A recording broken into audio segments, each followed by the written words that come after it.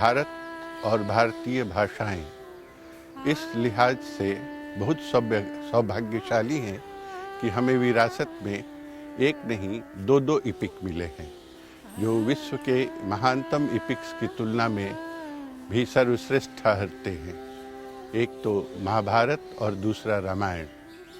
इनमें से भी महाभारत अपनी विशालता, भावनाओं और स्वार्थों के टकराहट, घटनाओं के वैविध्य और तरह तरह के पात्रों के चलते ज़्यादा आकर्षक लगता है। महाभारत में कुछ चीज़ें बहुत स्पष्ट हैं, कुछ कम स्पष्ट हैं और कुछ चीज़ें अस्पष्ट हैं, गैप्स हैं। और उन गैप्स तक पहुंचने का मेरे पास केवल उपाय ये था कि मैं पूरी कहानी को डिकंस्ट्रक्ट करता और फिर उसको तर्कों के आधार पे, उस समय के इतिहास के आधार पे जो भी उपलब्ध है और मिथकों का जो एक माहौल है उसको देखते हुए फिर से रिकंस्ट्रक्ट करता। मेरी ये किताब, कविता ग्रंथ इंद्रप्रस्थ, इसी कोशिश का नतीजा है। इसमें पात्र तो व्यास के हैं, लेकिन वो आचरण मेरे विचारों के अनुसार करते हैं। उनका सारा कुछ बदल जाता है, व्यक्तित्व, उनके सोचने का ढंग, उनके एक दूसरे से इंटरैक्ट करने का ढंग, ये सारी चीज़ें आपको बदली हुई मिलेंगी इंद्रप्रस्थ में।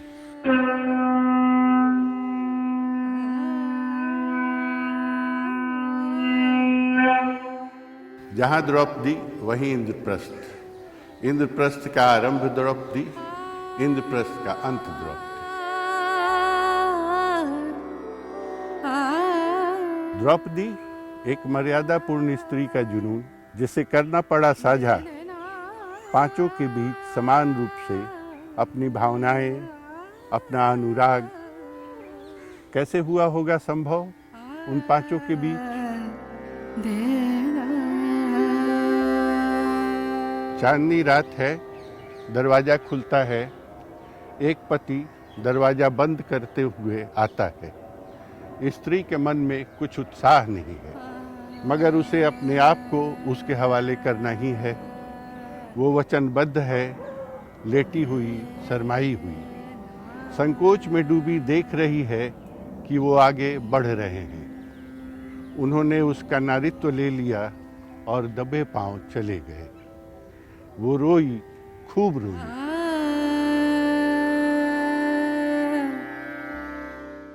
समागम से संतुष्ट सूर्यदेव करते हैं प्रस्थान।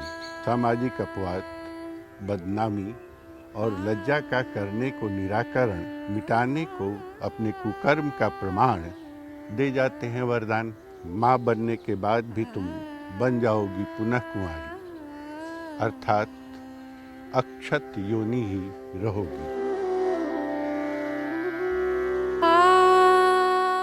सोचती है कुंती अपने महल के एकांत में बैठ, क्या है यह कुंवारापन? लौट आया जो उसे बनाता पुनः पावन। कमारे क्या है? बिना सूंघा हुआ फूल, बिना पिरोया हुआ मोती, या हो सकती है एक मनः स्थिति भी।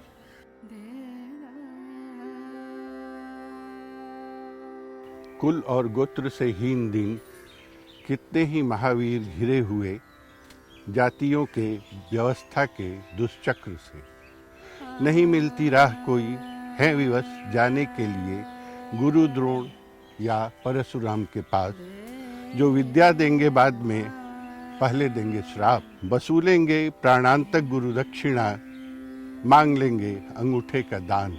ये कामी श्रेष्ठ कुल विभूषित नरपुंगो पुत्र तो देंगे साहस, परंतु गलती से भी नहीं आश्रय अपने कुल गोत्र का। इंद्रप्रस्थ के महलों में नहीं, घने जंगलों में ही माँ हिडिंबा पुत्र घटोत्कच को करना होगा निवास।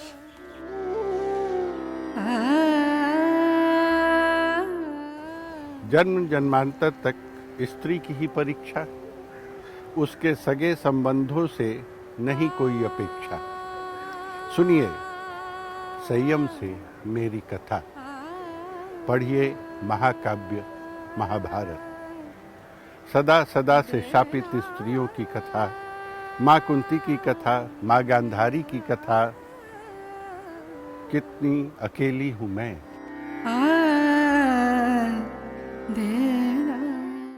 हिमालय की स्वर्ण रेणु पर फिसला मेरा पांव सबसे पहले, और मैं गलती गई, मिलती गई उसी रेणु में, और फिर रेणु की ही तरह फैलती गई समूची सृष्टि में।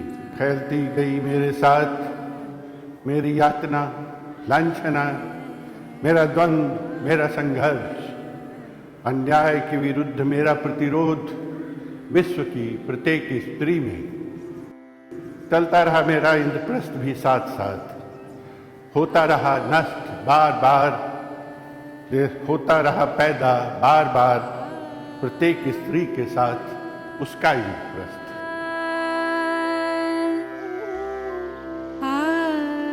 उपेंद्र कुमार लंबे समय से कविताएं लिखते रहे हैं। अपनी इस नई कृति इंद्रप्रस्थ में उन्होंने महाभारत की पृष्ठभूमि में हमारे समय की विसंगतियों, विडंबनाओं और राजनीति तथा प्रेम की जटिलताओं को एक साथ पकड़ने और व्यक्त करने की कोशिश की है। इस रचना की सबसे बड़ी खूबी यह है कि इसमें सत्ता विमर्श, स्त्री विमर्श और प्रेम तीनों का संगुम्फन हुआ है, और उसके माध्यम से हमारा आज का जो समय है उसकी जटिलताओं को पूरी तरह से व्यक्त करने में एक कृति सफल हुई है। और इस दृष्टि से उनकी यह नई रचना इंद्रप्रस्थ हमारे समय की एक महत्वपूर्ण रचना है।